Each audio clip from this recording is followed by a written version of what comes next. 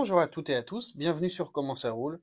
Aujourd'hui, courte vidéo, ça change un petit peu de Greenlight. On est sur du Auto World. Je vais vous en présenter trois.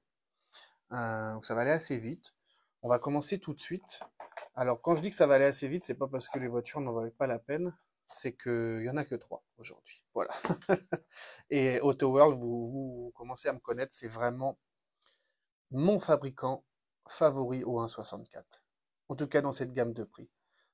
C'est au-dessus de Greenlight, pour moi, c'est le top. Donc on commence tout de suite avec cette jolie Impala SS cabriolet de 62, accompagnée de sa boîte de rangement. On a une jolie couleur jaune, ici, avec un stripping assez fourni. On a de jolies jantes typiques des lowriders. Enfin, je suis désolé, je fais une pause dans ma présentation, mais regardez ce packaging et cette miniature, c'est absolument splendide.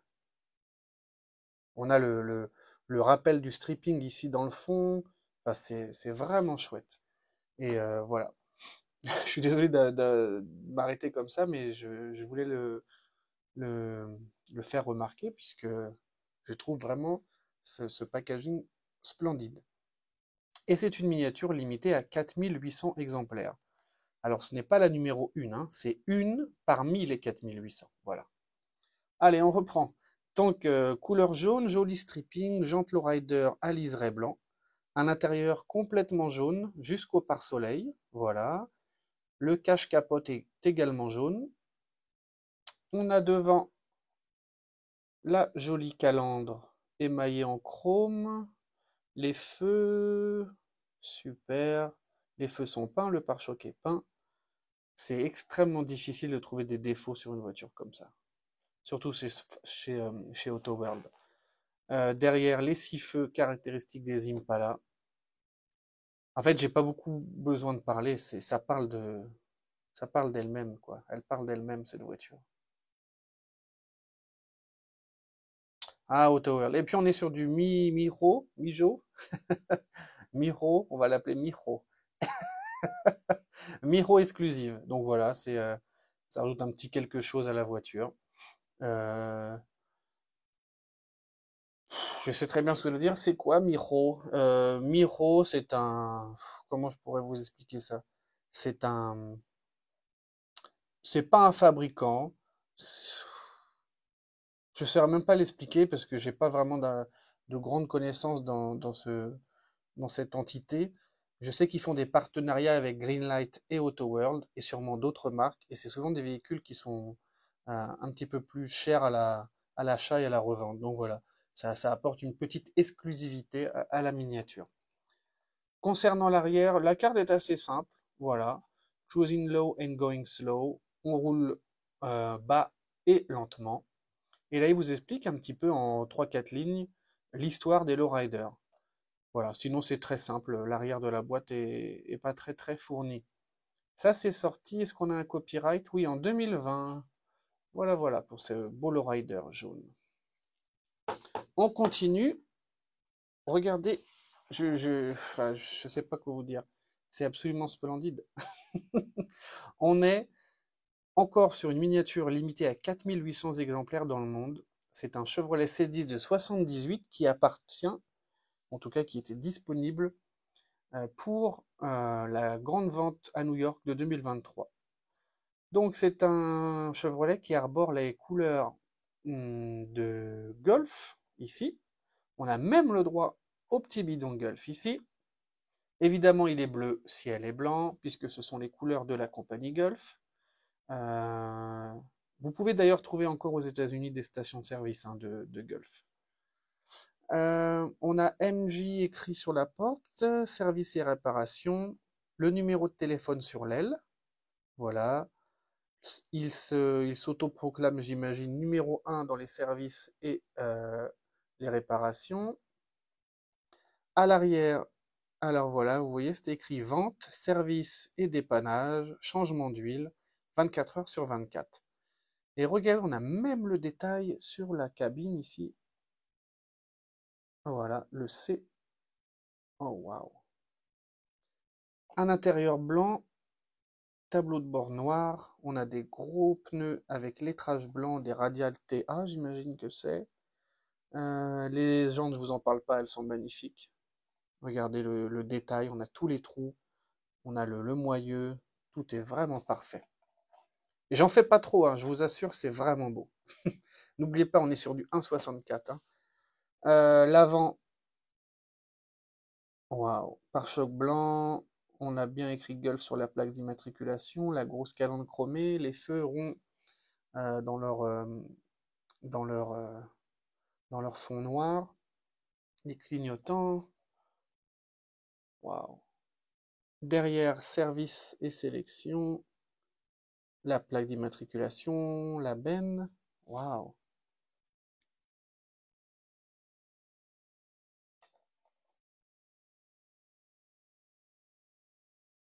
splendide, splendide, splendide. Évidemment, là aussi, on a la boîte de rangement. Derrière, on a la photo identique au verso, enfin au recto. Voilà. Non, pas d'inscription. Évidemment, ça m'étonnerait qu'on ait un copyright d'une année précédente, puisque c'est sorti pour la vente, comme je vous disais, de New York en 2023. Évidemment, c'est sorti en 2023. Donc voilà pour ce joli Chevrolet. Ah là là, je suis amoureux d'AutoWorld. Je suis amoureux. Et ensuite, je me suis acheté ça aux États-Unis à la fin décembre. Et j'avais un doute. J'avais un doute. Et puis, j'aurais mieux fait d'écouter mon doute, puisque je la possède déjà. Donc voilà, je vais la proposer à l'échange ou à la vente. C'est pas très grave. Donc, je vais pas m'attarder sur la miniature. Je vais vous la montrer enfin, je vais vous montrer celle qui est déballée. Par contre, on peut regarder quand même un petit peu le packaging, puisque vous savez que chez AutoWorld, on a souvent deux petites infos ici sur la voiture, le code couleur, et derrière, on a une carte plutôt sympa. Donc, qu'est-ce qu'il nous explique? Il nous explique qu'en 70, l'Impala coûtait environ 3400 $. Ça paraît peu, mais n'oubliez pas qu'il s'agit de 3400 $ de 1970. Voilà, ça ne représente pas 3400 $ de 2023. Environ 612 000 unités de l'Impala, qui inclut tous les body styles, donc break, 2 portes, 4 portes, ont été vendues en 1970 uniquement. Vous vous rendez compte? Très très gros succès, hein, l'Impala. D'ailleurs, sous toutes les millésimes, d'ailleurs, je crois. Hein. Ça ne s'est jamais arrêté. On a la couleur, voilà, 2165. On est en Astro Blue et Poly. Voilà.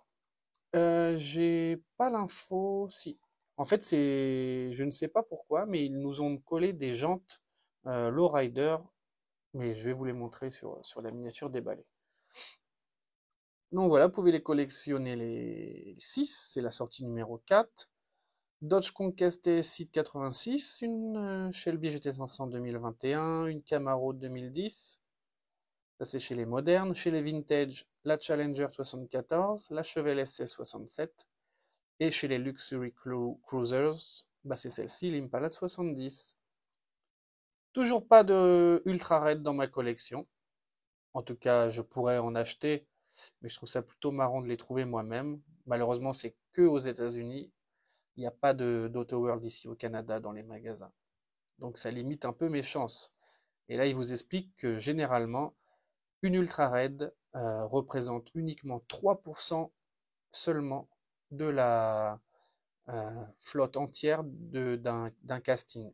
Donc imaginez que cette voiture a été construite, c'est pas écrit là d'ailleurs, non, celle-là, ils ne le disent pas.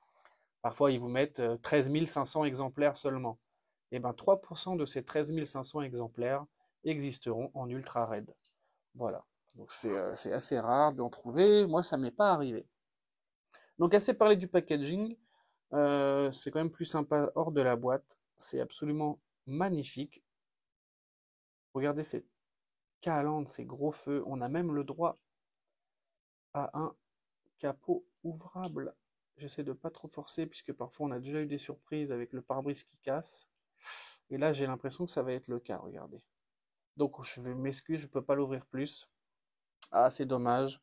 Alors, je vais vous décrire ce que je vois. On a bien un moteur de couleur orange qui est spécifique au moteur Chevrolet. On a bien la gamelle de filtre à air, le radiateur. J'aurais aimé que vous voyiez ça, mais je risque de casser le pare-brise si je l'ouvre. Plus. Voilà, je suis désolé. Non, je peux pas.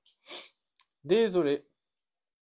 On a bien l'inscription Impala, regardez sur le toit blanc. Voilà. Custom en plus. Un intérieur bleu, tout bleu. Les détails du cuir. Ah, c'est beau, punaise. On a des petites jantes qui se veulent lowrider. Pourquoi? Je sais pas. Mais bon, écoutez, c'est joli. Évidemment, un châssis métal avec les lignes d'échappement, le réservoir, le différentiel, la boîte de vitesse, ici le moteur, les essieux. Voilà, on n'a pas de numéro chez Auto World, c'est pas très grave. Et on passe à l'arrière. Vous voyez, on a encore la plaque low, ça veut dire bas. Voilà, donc là on est typiquement sur une voiture lowrider. 1970 Impala écrit sur la plaque. Les trois feux de chaque côté, caractéristiques des Impala. Et puis voilà, regardez. Étant donné que la chaîne s'appelle Comment ça roule, on va vérifier ça tout de suite. Ça roule plutôt bien, contrairement à certaines Greenlight qui ont des roues carrées. Voilà, c'est tout pour cette petite vidéo. J'espère que ça vous aura fait plaisir. Et puis on se retrouve très très vite. À très bientôt sur Comment ça roule.